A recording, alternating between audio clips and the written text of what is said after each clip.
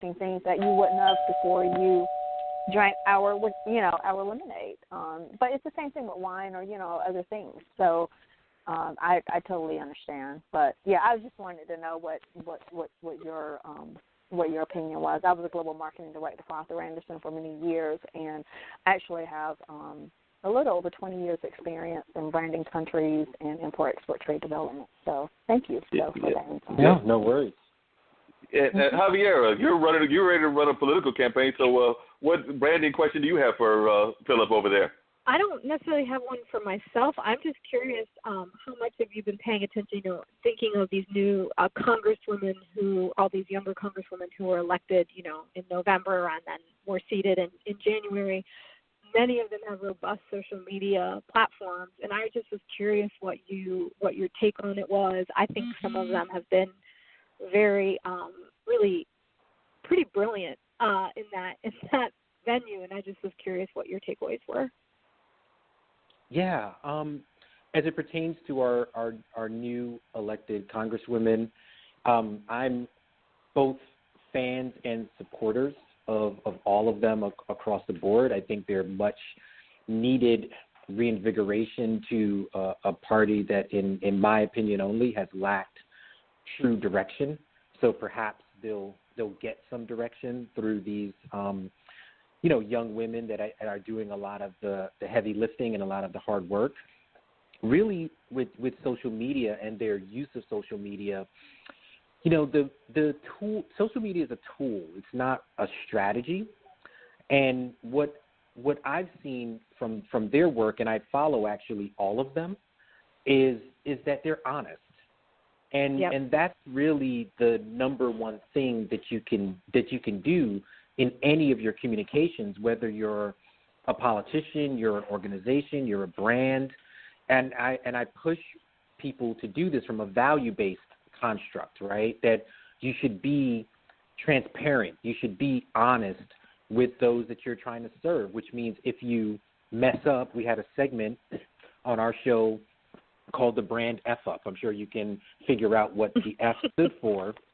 And, we would make fun of brands who did that, but, when they apologized and the apology made sense, we would, give a good mark for that. When they didn't and they just gave us the usual runaround, it was just another excuse for us to make fun of them. So, what I think these congresswomen have demonstrated is that we as citizens are not children.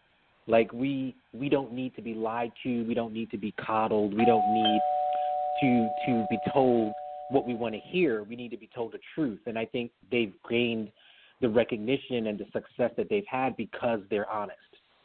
And so social media, in any way you're going to use it, should be honest. Yeah, I agree with you on that. And it's interesting you brought the brand F-up kind of concept and everything because, we just had the rematch. Naomie, you're glad that your team won again. I know that you're glad, so we're not even going to talk about that because I didn't go to the Duke and I didn't go to Carolina, but I had dad associated with both of them. But the brand F-up it was really interesting watching after the shoe exploded in the first game, the reaction of the competitors. Because from what I understand, Adidas was practically at Duke's doorstep the next day because they were like, well, that other shoe blew up. You might want to try our brand. Yeah, as a Dookie, that was terrible for me. But I understand why it's an opportunity for others. So I'm sure that other people can relate to that as well. So they were probably said, because Naomie, you graduated, in what class did you graduate? Oh, 93. And what class did you graduate from Duke? I was class of 99 for Fuqua. I went there for business school. Okay, so you were a business school graduate. So both of y'all have had some real life experience in terms of addressing what's going on and things of that nature. Dean, I told you the phone was going to be jumping off the hook today, so did I lie? I think we had one more caller. No, you didn't. We have Phillip Brubaker. He'll be coming in just 1 second. Hey guys, want to get rid of that cable bill? How about getting a streaming media center? You can watch live TV, pay-per-view, all of the premium cable content, all of the sports channels, and every movie ever made. Pay for the box once with no monthly fees ever. Contact Dean 13 Media at 609-807-1175. All right, we have Phillip Brubaker on the line. Welcome, sir, to Straight Talk with Dean and Mark.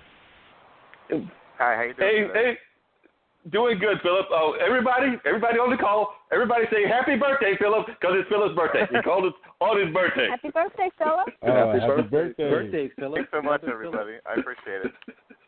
No problem at all. Now, Phillip is an experimental filmmaker, among other things. So tell us how you got into that. And understand, Naomie, no, I did not do this intentionally. I forgot that the other Phillip was a Duke person, but he's also a Duke person. Phillip is. So yeah, that's right. So I was fortunate enough to be in the first class of that program at Duke. It was the first year it was offered. It's the first ever MFA at Duke, which is not normally known for their arts.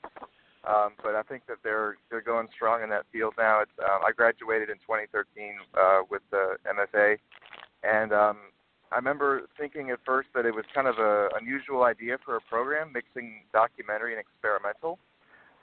But then over the course of the degree, I learned that I think that there's a lot of similarities between those two forms of media. Actually, some that might be unexpected, but it was definitely a great experience, and it really it changed my life in some good ways. Yeah, because one of the things that you talked about was just the fact that you said you might have an important announcement. So how is the film project going, and how far along are you with it? Because you said that you might have something that you were working on that was going to be developed. And if I remember correctly, you went to Duke, but then you moved out to the West Coast. Is that correct? That's right. I'm in the West Coast now, actually. So yeah, my birthday is 3 hours younger than it is where you guys are. So tell us what brought you out to the West Coast, and are you finding it easy to do stuff in the documentary field in the West Coast? It's definitely a Hollywood kind of environment, but, it's more thought of as a traditional kind of Hollywood with the movies and the TV, not necessarily experimental kind of work. So that's probably something a little bit different that's not the norm in California. Yeah, well, there is a scene out here for experimental work, probably more so than anywhere else in the country. And of course, that's still on the fringes of the industry. But one nice thing about experimental and documentary, I would say, is that you can really do it almost anywhere as long as you can get enough like-minded people to help you. And there's definitely a community of indie filmmakers here. And then the industry itself is this huge kind of monolithic force that's hard to break into. And I've only been here about 6 months, but I find that I've kind of been making ends meet by editing, actually, taking up some video editing gigs, because they're plentiful out here. And I think that documentary is definitely part of the industry in Hollywood as well. But I think, correct me if I'm wrong, but I think the scene might be stronger for documentary in New York City. But definitely, there's a lot of people out here, whether they're in the industry or not, who are passionate about all types of filmmaking. And there's definitely people out here who can definitely share your passion and help you out if you've got some kind of a project. Yeah, definitely. There's a whole lot of people that are getting into the documentary field. Of course, North Carolina has the Full Frame Festival, which is a big documentary, national and actually international festival that is very popular and things of that nature. Now, I'm guessing. I'm not gonna put words in your mouth, but we have two entrepreneurs and a political person that's running for office. So, if they wanted to get a editing of their commercial, you might be open to doing that. Is that correct? Yeah, I definitely. I'm a left-leaning person politically, but I know there are definitely filmmakers or definitely politicians out there that I support, and I'm open to edit anything that I think is worthwhile. So you bet. So you've heard it here first, that if you have something that needs editing on the commercial side, because we know that that's another important part of business and branding is the whole commercial aspect, we now have a filmmaker that might be willing to do it. So we're just offering all kinds of services to everybody. Yeah, man, I think, it's all about networking. If there's anything I've learned out here, it's really, you gotta network as much as possible. You gotta meet people, and that's how you end up getting work. Yeah, definitely. And Javiera, if you're still here, I didn't want to leave you out of the conversation and everything. One of the things that I really found fascinating, I was reading this article recently, and I'm going to switch the conversation just slightly and everything, but I was reading this article, I think it was in something called 9th Street. It's a new magazine, but they were talking about how it is almost impossible to run for office without all the kind of salaries that y'all make. It was kind of arguing the fact that most of the people were in fields that were self-supporting. I didn't necessarily agree with the article. I think I understood where they were going with that, because they were like talking about how I think one of our city council person is an attorney, another one is a game developer. They know what I know about game developers. They don't really make that much money unless they have a big hit game. And then they talked about some other kind of like high income jobs. And the argument was that you really can't, you either need to have a supportive spouse or a supportive person on your team, or you can't, or they need to work on raising the money of those people that are in political office. So I just wondered if you read that article and what you thought of it. I did not read the article, but there have been a lot of conversations around us. You know, obviously we're not going to ask for raises for ourselves. So other folks will have to make that ask for us. You know, as city council members, our stipends aren't as terrible. If you look at, like, the folks in the General Assembly in North Carolina, their stipends are actually really, really low. And that's why you see so many independently wealthy and retired folks, is because really it's really hard to be in political office at the local and state level in most states. I'm not 100% sure. Now, part of that is depending on where you live, because we're a manager-run system, so we're not like what they call a strong mayor system. So LA has a strong mayor system, and so those council members actually make a good salary because their job is really to run the city, whereas in a manager-run system, the idea is the administration really runs the city, and there is continuity through whoever's in power, right? But as I think, you know, we live in an age now where people expect a level of responsiveness, and so I think it is getting more and more challenging. Yeah, because they expect you to do so much on so little, and they also expect you to still maintain a household, because like I said, I know that you are also running a family, I mean, along with others in the family, but you also, like Naomie, are a family person, and Jamel, you have a family as well, right? Yeah, that's correct. They're all grown and out of the house now. One is actually pursuing film and directing, but yeah, that is correct. So how do all of you balance that? Because like I said, I'm the fortunate person, single at 50-something. I don't know if that's fortunate, but it's the way that life has treated me so far. But all of you are trying to balance career and these entrepreneurial kind of things, whether it's running for political office, whether it's doing a podcast and consulting, whether it's running these kind of alcoholic or liquor kind of companies and everything. But how do you manage to do that balance and act? And also, for those of you that have kids, are you encouraging them to get into the business? Because I'm curious, like Naomie, whether you want your kids to follow in your footsteps and Southern Wicked becomes like a 5-generation kind of a thing down the line. You know, I tell my kids that, you know, creating generational wealth is a responsibility, and maintaining generational wealth is a responsibility that falls on their shoulders.